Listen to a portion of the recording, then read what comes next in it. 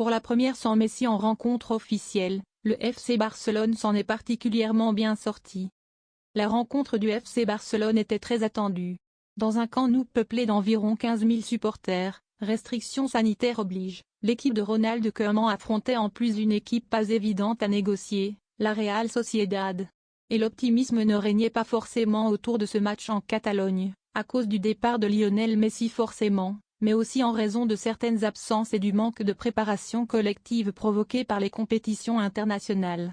Finalement, les Blaugrana s'en sont très bien sortis, avec un succès 4-2 mais surtout, de bonnes sensations. Tout n'était pas parfait forcément, mais sur les séquences offensives, les troupes du tacticien néerlandais ont montré avoir un plan de jeu assez clair.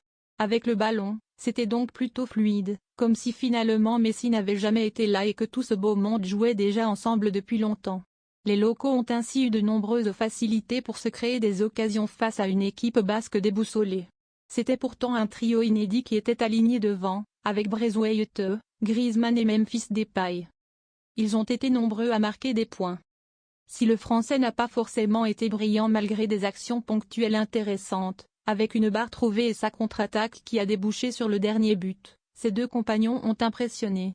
Le Danois a inscrit un doublé et délivré une passe décisive, prouvant qu'il a à cœur de réussir en terre catalane et que ses dirigeants pourraient avoir tort de faire le forcing pour s'en séparer. Quant à Memphis Depay, passeur décisif sur l'ouverture du score, il a souvent été acclamé par les supporters présents au stade et a montré ne pas avoir peur de prendre ses responsabilités et d'endosser, déjà, le rôle de leader de l'attaque. Léo Memphis a même osé Mundo Deportivo. Derrière, il faut également parler d'Eric Garcia.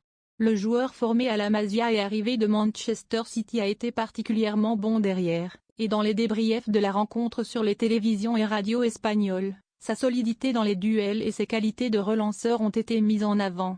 Quant à Jordi Alba, Pedri ou Frenkie de Jong, ils ont été à leur niveau et confirment qu'ils seront encore des valeurs sûres pour la saison à venir. La presse catalane est optimiste pour la suite.